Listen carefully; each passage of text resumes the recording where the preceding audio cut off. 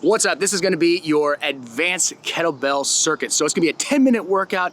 We're gonna do it density round style, so we're gonna do as many reps as we can, and this is gonna be follow along. So I hope you enjoy. All right, so this is gonna be a 10-minute density round. We're gonna go as many reps as possible. We're gonna go for repped sets here. All right, so we're gonna start off with a rotational clean to catch. Ready, we're gonna go 5 reps here. I'm gonna pull, I'm gonna rotate, and I'm gonna clean off to the side. I'm gonna repeat. I'm gonna go 5 reps here. So I wanna use a lot of tension. 3, 4, 5, and down. I'm gonna switch sides. I'm pulling, so I'm using the same mechanics as I would for a swing, but instead of letting that belt travel out, I'm going to pull, rotate, pivot off that back leg, squeeze, and catch. So I dig this exercise. It's just a fun variation to add into my pulling repertoire. Shake it off. I'm gonna go into a dead start rotational clean into a side lunge. So I'm gonna clean it and then go off to the side into that side lunge. So pivot off this leg, I'm gonna pull, keep that momentum going, catch, right back to that starting position. Pull, catch. So however deep you go is as far as you can go. So even if it's just off to the side, that's fine. Just make sure as you're doing this, knees are traveling over toes. So always pointing over toes. 4 and 5. Oh, not gonna lie, that one kind of sucked. That was very burny right in that leg. All right, we're gonna go to the other side. So as you can see, we're going right side, left side, right side, left side. So for this, we're gonna pull and lunge. So I like using kettlebells for movements like this and for exercises or workouts like this because we're definitely getting some strength in, assuming you use a heavy enough weight, but we're working through multiple planes. So we're working the transverse plane here, we're working frontal plane here. So that's what makes kettlebells so powerful, is being able to go in these multi-planar exercises. So we're not just getting strong in one field. So typically we do things in sagittal where it's all a lot of bending. I'm squatting, I'm deadlifting, I'm pulling, I'm swinging. I got a 3-dimensional body. I want to be able to move in all planes. All right, so next one we're gonna do, we're gonna go into a rotational press into a back lunge. So there's gonna be a little bit of movement and pivoting going on. So I'm going to press, and then with that back leg, I'm gonna lunge. Come right back down. Press, back leg, right back down. So key thing here, besides making sure that your pressing mechanics are on, is make sure you're pivoting enough so when you do the lunges and you get into each one of these positions, you're not torquing your knee or anything.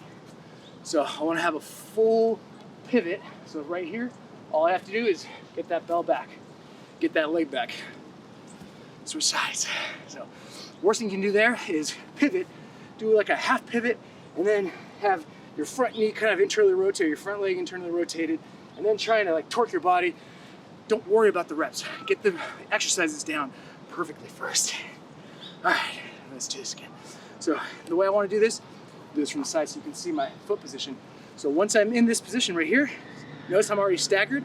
So now feet are in perfect alignment to get into that back lunge. All right, so now go from this time. 2. So a common mistake with that press is over pressing and then getting into this hyperextended position through my upper back. So keep that arm vertical as you press. I like to keep my other hand either on my rib or on my hip to really engage that tension. So if I keep it on that position here, that's gonna help me avoid hyperextending. So if you don't have that range of motion, don't force it. And definitely don't force it with weight. That's what people who get hurt do. You're not one of those people. All right, so we're gonna go back to the first set. That was that clean to catch. So every one of these exercises is 5 reps. And if you're doing this and you're like, Marcus, 5 reps is too heavy, you suck it up, you do it anyway. No, just make it work for you. If 3 reps is all you got, 3 reps is all you got. If the weight's super light, do a few extra reps. Or after you're done with this workout, do it again, put me on mute so you don't have to hear me again, And then, 2, 3. Make sure you're driving with the hips on this. You're standing up tall, so I'm not hyperextending. And time. So I like that one. Get a little bit more arm engagement. All right, let's go into that dead start rotational. Right into that side lunge. Oh yes. So once you get good at this, you can start moving pretty quickly through them, transitioning pretty fast. I should say seamlessly. What I want you to avoid doing is moving too fast. So don't rush through it. Definitely don't rush through it. All right. So that's the beauty of this. You can go at my pace, or you can just keep moving at your pace. Take rest as you need. All right, let's do the other side now. Let's start rotational clean. So I'm getting that rotation, I'm getting that pull, I'm getting that side lunge, so that knee dominant position here, a knee dominant movement pattern. So I'm getting some quads, some glutes, definitely some hammies. Unfortunately, no calves. 3. But I like incorporating side lunges. If you're one of those dudes, it's typically dudes, no offense dudes, but you're not into the side lunges. You're like, yo, what do I do side lunges? I'll just do squats. It's called making sure that we keep nice, strong hips. We strengthen our adductors. That is going to help us maintain that strength that you build doing bilateral sagittal stuff like squats and deadlifts. Because if you're super, super strong, you can squat 500 pounds. But as soon as you get into a side lunge, you feel your groin's about to explode. Got news for you. It's probably gonna explode. All right, right into that side lunge, or into that rotational press. That hand, just to keep that engagement throughout your anterior core, through your front side. Because what I want to avoid again is hyperextending here. So I want to keep that tension. I want to keep that engagement from my sternum down through my core, as opposed to getting too much movement back there. Other side. So now we're just getting right into it. Keeping that engagement. So I like that rotational press as just another way to add some variety into my pressing. Still getting that front delt, still getting triceps, still the same movement pattern, but now just adding another piece to it. As we get a little bit more lat serratus, all these things up in here, that's all getting a little bit more love. And just overall trunk. Your glutes are gonna be firing, everything's gonna be going. I was doing finger guns. That was pretty lame, but you know I was trying to go with that. All right, let's go back into that clean to catch.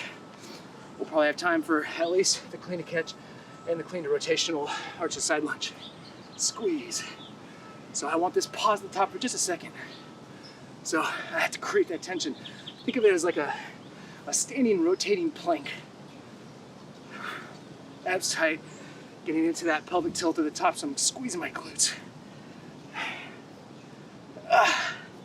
If you're feeling any tension on the lower back, immediately apply more tension to your front. That's gonna help balance the load. Even with that, if you're still feeling it, then put the belt down, rest for a second. But we wanna keep as much tension through my core, through my trunk, through down all the way through my glutes. So your abs are not necessarily your trunk, but they are a part of your trunk. Your trunk is more encompassing than that.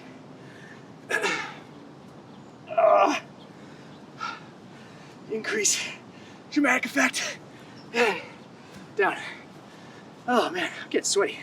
So this is a great workout for some strength and conditioning. But if you want to make this purely strength, just increase the overall time and just rest a little bit longer so you could use something significantly heavier. All right, let's get through this one more time.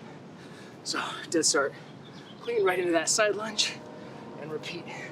Make sure when you're in that side, that rotated position, shoulders are above hips, keeping those lats engaged so that we don't fold and round under the pressure. So I'm still driving through that leg, same as I would if I was doing a traditional clean. So what I don't want to do is get lazy about this and just kind of wholeheartedly pull with my upper body. All right, last one, 5. You got this. I believe in you. If that bell is slamming on your forearm, just use that other hand on the catch. So essentially you're using like a training wheel. 3, 4. And what I love about this is you can just take a kettlebell, take it anywhere. You got birds, squirrels, people walking around. Fantastic way to get a workout in. So that was it, 10 minutes. That's all you need to get a fantastic workout anywhere. If you like this, let us know, give us some love. Make sure you subscribe to our channel, hit that notification bell so that you can catch all these amazing workouts with your kettlebell, your body weight, your battle ropes, all the fun stuff that we've got at Living.Fit. And if you want even more in-depth workouts and tutorials and full programs, check out Living.Fit.